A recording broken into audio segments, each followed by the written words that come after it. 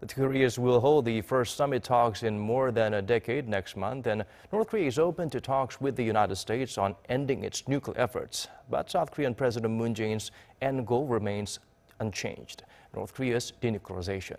Our chief Blue House correspondent Moon Connyoung has the details.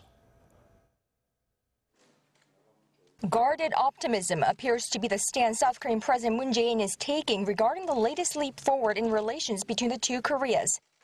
According to President Moon's press secretary, the South Korean leader made clear on Wednesday that his end goal remains unchanged: North Korea's denuclearization, and that sanctions on Pyongyang will not be eased for the sake of the summit with the North, Kim Jong-un.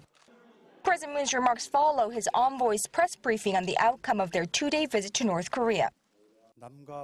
South and North Korea have agreed to hold the third Leaders Summit at Peace House in Panmunjom in late April. For this, we agreed to hold working-level talks. The Peace House is a building that sits on the South Korean side of the so-called Truce Village that straddles the border, and if the summit is held here, it would mark the first time a North Korean leader has stepped on South Korean soil since the end of the Korean War in the early 1950s. In another remarkable development, South Korea said North Korea is willing to talk to the U.S. about giving up its nuclear weapons and has agreed to refrain from conducting nuclear and missile tests while engaging in dialogue. Plus, for the first time ever, the two sides will open a communication hotline so that Moon and Kim can directly speak to one another before the get-together. North Korea clearly stated its willingness to denuclearize. It also clarified that it had no reason to retain nuclear weapons if the military threat to North Korea is resolved and regime security is guaranteed.